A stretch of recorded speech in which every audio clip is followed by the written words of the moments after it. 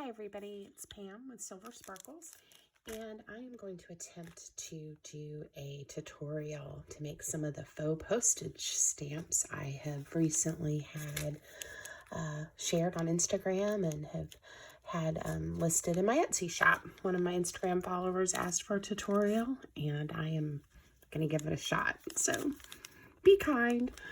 So basically what you need are really any kind of scraps or pieces of paper that you like. I do like to use a variety of stamps so you can get some pretty images on them. And I also use sometimes some of the little tiny butterflies or mushrooms or things like that to embellish them a little bit further.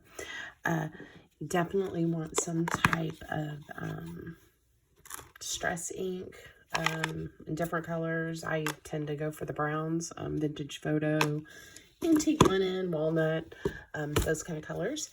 And the ones that I've been posting recently, I have used just regular pinking shears. I've actually just ordered myself a new set of scissors that actually have the finish that looks a little more like a traditional postage stamp. I'm going to try that and see how I like those, but they haven't come in yet. So today we're going to use just the regular shears. And again, I am not a perfectionist with most things, and including these. And so I make them all different sizes. I like that. I like them having a variety. And so you see I've got kind of, that one's a little long, but one that's a little more narrow, one that's closer maybe to a square. This one's a little bit larger. It's whatever you like. So this is actually, I think, a piece of Christmas paper. But you know, that's okay. No one is going to know after I chomp it down. I don't usually waste this much paper when I make them, but I'm finding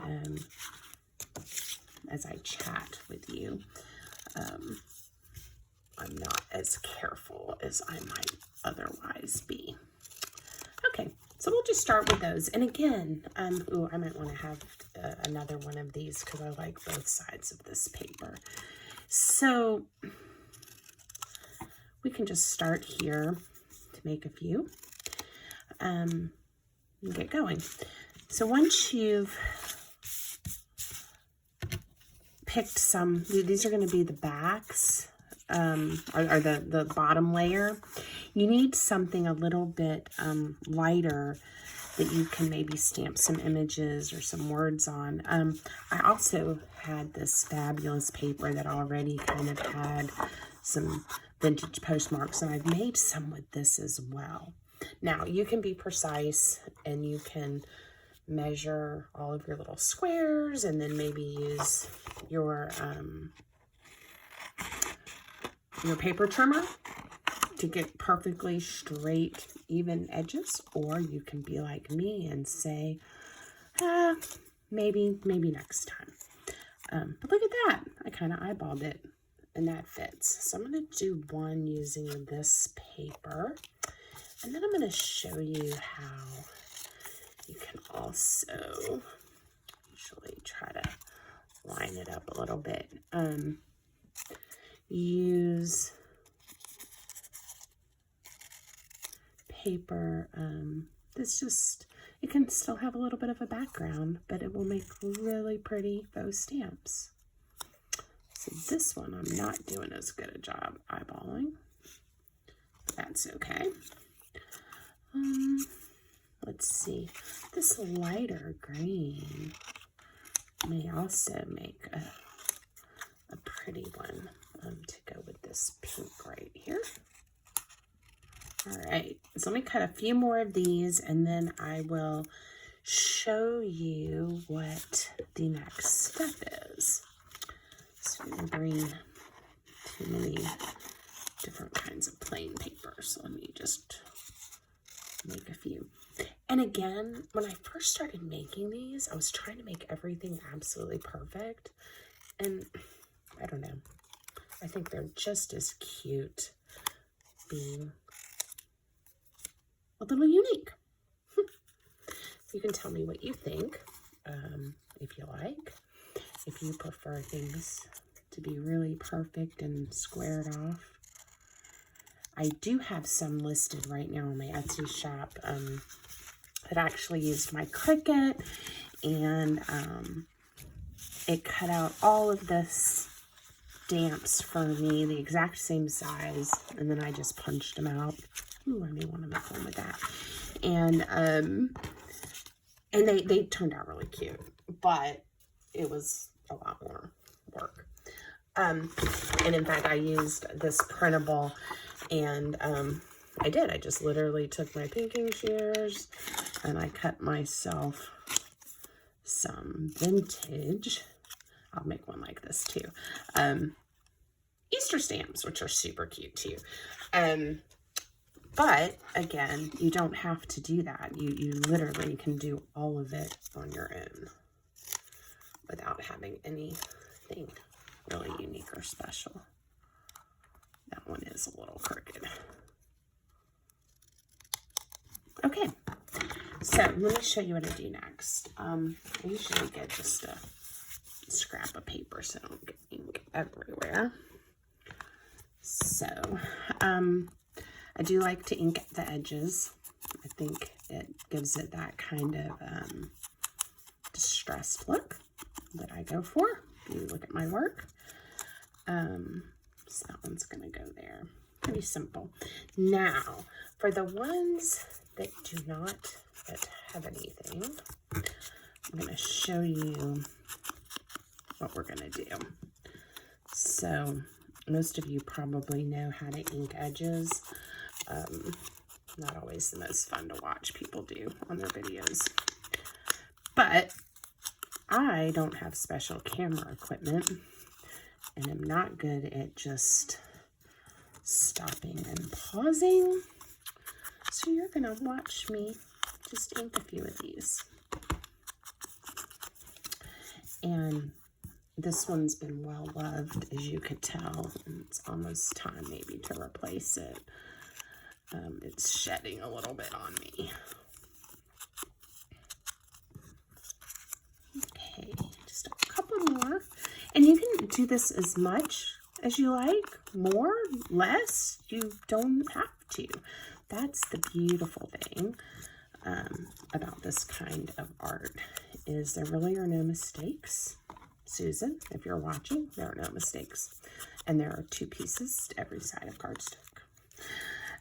It's my friend Sue, who I have crafted with through the years many times. So let's see.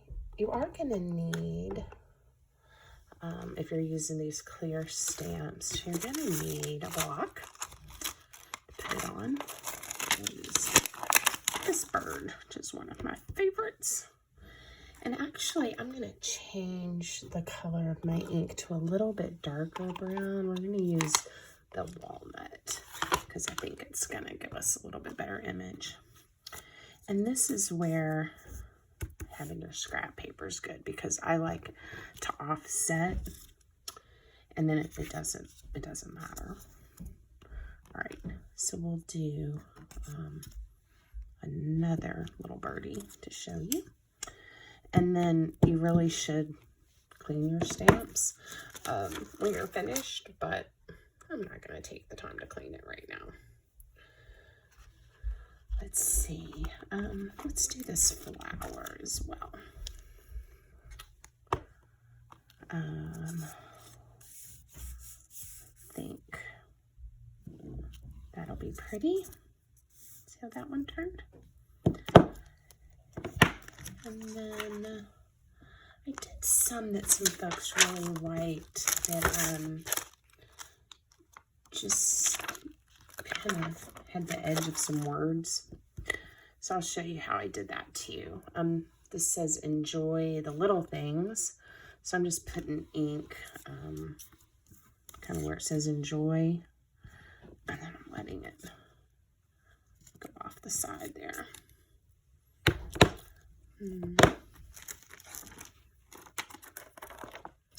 And I actually liked the ones with this stamp as well. It's a little bit longer. Let's see. Oh, pretty. All right. Everybody has a little something, something. Okay. And again, you can't really mess it up.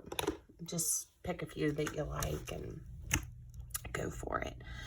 All right, so then I'm going to use, I've got art glitter glue in here. These are great because of the precision tip. Let me show you, but this is the glue that I'm using, art glitter glue. Okay, so I'll show you how easy it is. They're really easy to squeeze. So if your hands get tired like mine do, they really can change your life.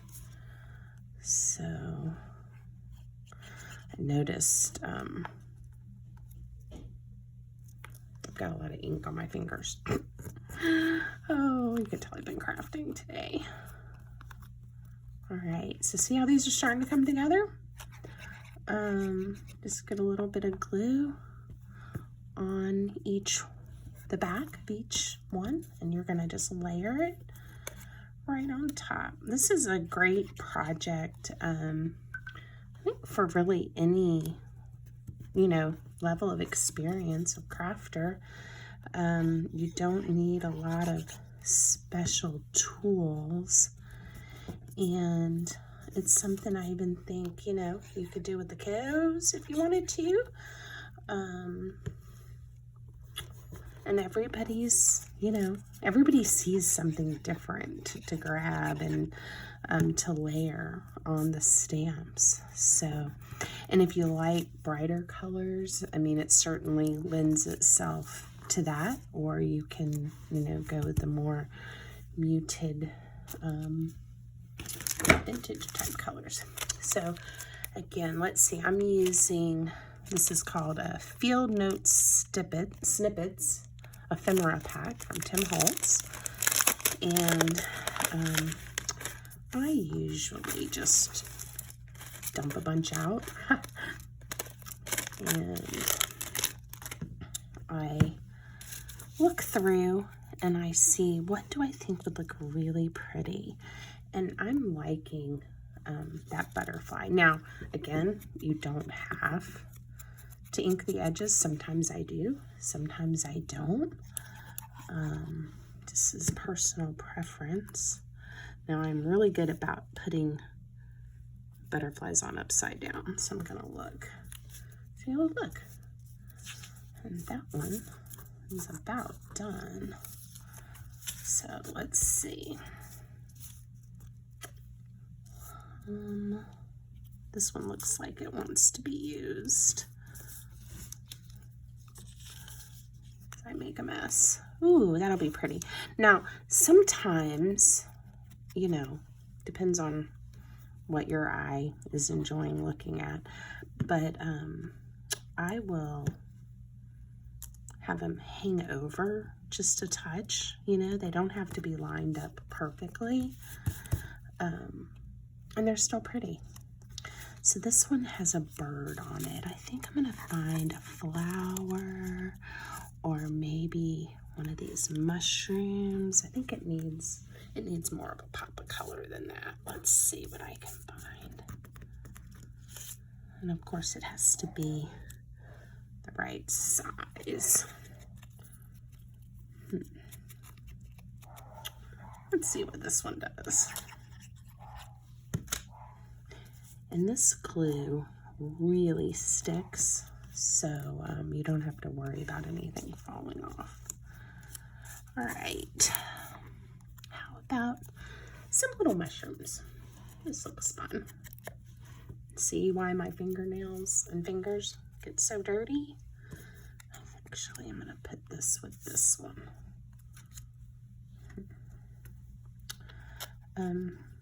I have lots of other stamps, and Sometimes I actually use the ones that look more like it's been through the mail and the stamp's been used. It just, again, it just depends on what I pull out on any given day. Ooh, that butterfly has that little bit of orange, which goes with the background of this stamp nicely, I think. All right. And then these are some of the flowers. Let's see. I like this. It's just this simple, it's a circle, but it has some blue, which pulls in the little bit of blue on the paper there. Okay, so now let's see what we've made in just a few minutes. Turn our paper over so it'll be clean.